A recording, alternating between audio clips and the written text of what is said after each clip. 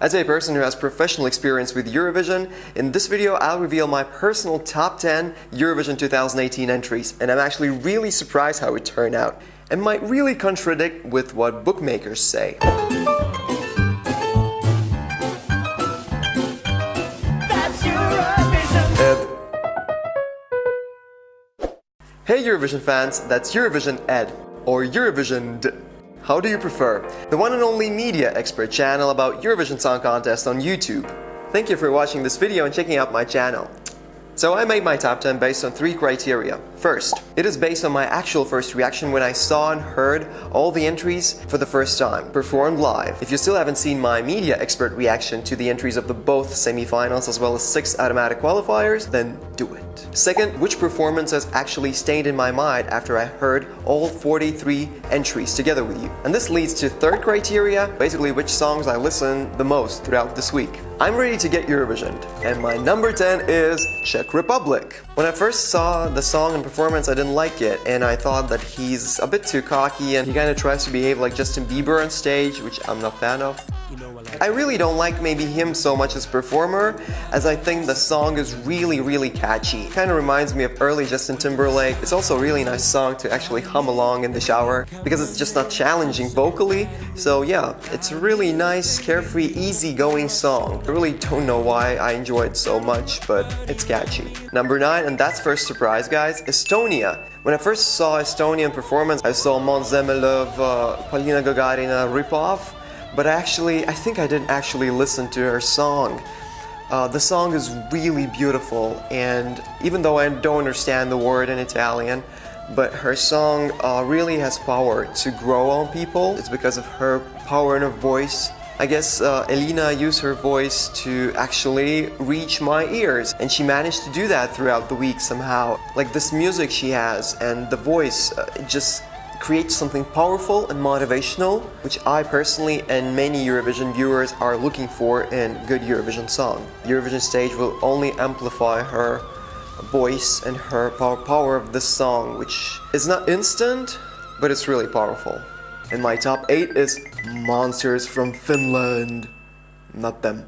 First of all, I thought the performance was completely, let's say, inspired from last year's Latvia Triana Park. These colors, this dark attitude. I didn't like the song when I first heard it because I thought it's so generic, but then I kept listening to the live performance of Sara. Her voice is just amazing by the end of the song. She really shows it, I would say, a little bit too late in the song, especially in the live performance. And since in the end Eurovision is about live performance after all, I really decided to include the song in my top 10. However, I would never include studio version of the song into this top 10. And she's one of those rare performers whose voice and stage presence is actually better live than in studio or music video.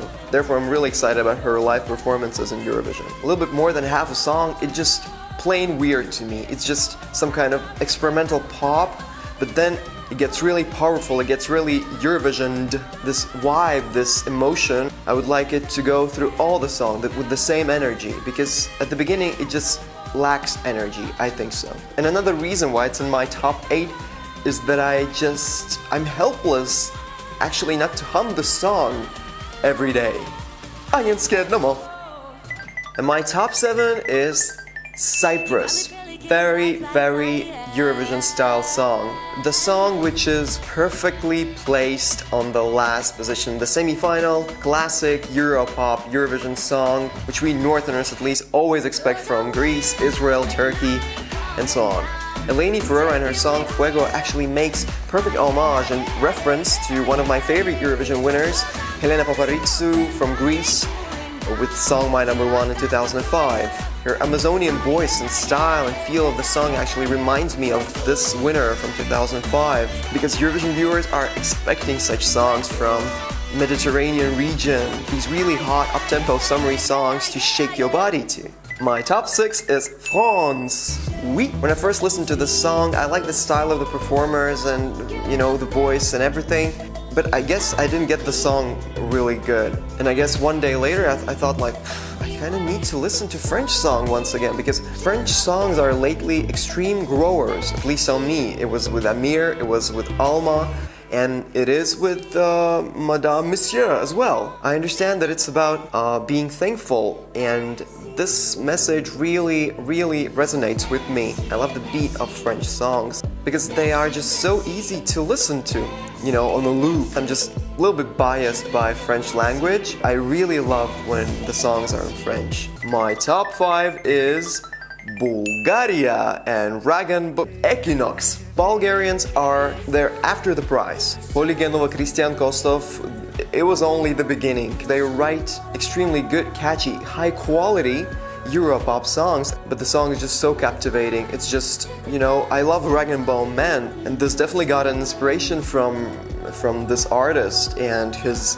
voice and his style of music, his dark gospel soul vibe, and it really works for them this year. It also has these Bulgarian ethnic sounds which they managed to pull in somehow. But it's not something which is like completely fresh. I really like the song. I listened to songs several times already, and I think that they will definitely stay in top 10. Maybe they will end up even higher as I position them, as Bulgarians lately do. I really do not think that the song is worse in any matter than their last year's song, but in my opinion it's not the winner. And such big bands, they don't win Eurovision, except ABBA, of course. And my top 4 is, and I would never actually expect it to be, damn, it's Denmark. I mean, Game of Thrones, Lord of Rings, movies and series which I'm not a fan of, but it really gets me. I mean, Rasmussen and his song, Higher Ground, are just perfect match for some kind of Disney animated movie about Vikings or something.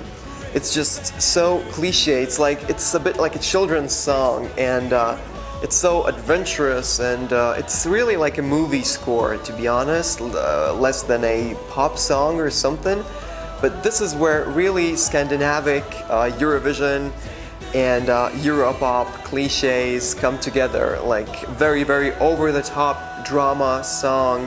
When sometimes you want to listen to some kind of movie scores or something which feel motivational or which feel inspiring, then yeah, this song is the one. As music video director, I already imagined like music video for him when he actually teleports to ancient times when Vikings were fighting their grounds and stuff like that. I mean, this song is straight from animated fantasy movie for people with imagination. And my top 3 is Azerbaijan. Pretty sure she will be out of top 10 completely because it's as well a very cliche Eurovision song. It will get people in the mood of Eurovision. It's very typical Eurovision style song. It has this classic Eurovision hooks, catchy Eurovision tunes and arrangements which are making it like perfect Europop song, even though that's from Azerbaijan. But anyway, Azerbaijan, they really learned to make really nice Europop songs. And I guess I listen to this song on repeat the most because it just has these ups and downs, highs and lows, and I liked it instantly, but it's growing on me even more. And this is like this typical Europop song which people will get tired of eventually. And her place in the running order is actually not the best, I would say, because such typical song, it might be just overlaid with something more innovative and bright. My top 2 Eurovision 2018 entry, at least now, initially, I think I lost it somewhere down under. Yep, it's Australia. This is what this hat is actually for. She didn't really catch me with her song when I first listened to it, live performed, but I really kinda believed in Australia, and I really believed that they will bring something good to the table. I mean, in this case, the song is really typical Eurovision song as well. And thumbs up to you, Australia, you really kind of cracked up like classic cliche Eurovision song. And Jessica Mauboy it just seems that she's such a nice person that her voice is like as well really powerful and interesting. But the most what I actually liked about this song, and which I think is very innovative, and this is what actually makes it top 2, because I personally look for the songs to finish in my top list, which have this Europop motivational up-tempo combination with something innovational. And this year Australia actually brings to Eurovision stage these sounds. The arrangement of the song is like, I really liked it. It's something which Eurovision never had. These references to native Australian sounds, native Australian instruments, this kind of wilderness, and Australian warmth and this style, these references, they kind of go throughout this whole instrumental track under her melody. I think it's so innovative, it's so fresh to hear such Europop song with such nice ethnic Australian elements in its arrangement. We don't hear such songs and such arrangements so often in Europe. It's really rhythmic, but it's not, you know, like Turkey or Greece rhythmic. It's something different. It's something which is coming from down under, and I'm pretty sure she will stay in top 10 as well. My initial favorite song, my winner, definitely no surprise, at least now. It's Isreal. As a Eurovision expert, as media expert, as a person who has experience in Eurovision, this is what I actually look for in the winner. Such songs which are bringing to Eurovision stage Europop, uptempo, motivational, good message, and something innovative. I think this is the winner formula actually, to be honest. It has to have broader message to actually resonate with as many people as possible, like Conchita Wurst, Manzamelov, and Jamala.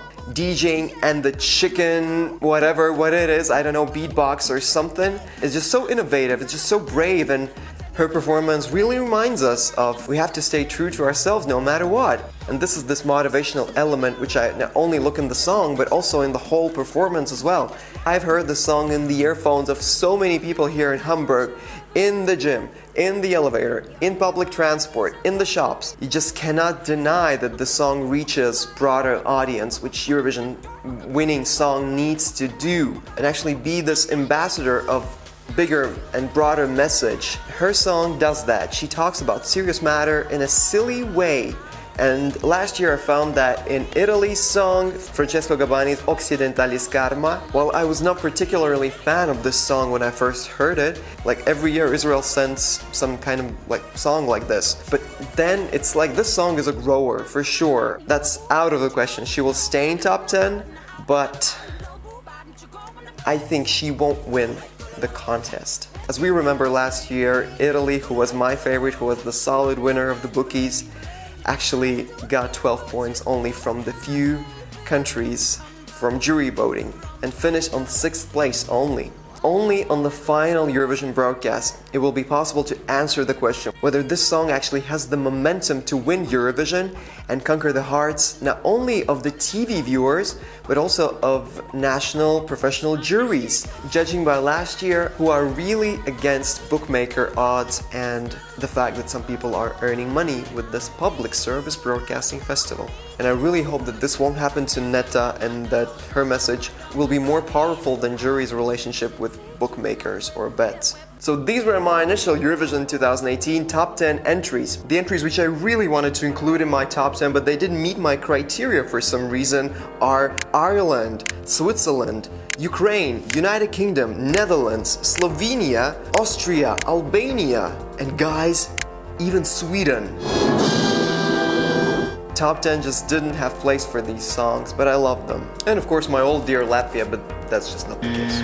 Nevertheless, I'm pretty sure that my personal top 10 will be very different from what we can actually expect from Eurovision 2018 results in the end. So stay tuned for the video where I will be actually reviewing my initial existing top 10 based on live rehearsal videos from the Eurovision arena itself. Please let me know in the comments which are your initial top 10 entries prior to the live broadcast. Please put thumbs up for this and other videos on my channel to see more from me and see this channel actually evolving. And if you want to stay Eurovisioned throughout the year, please make sure that you are subscribed.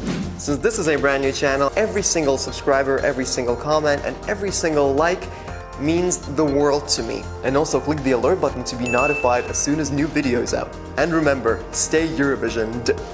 Bye! Fuego!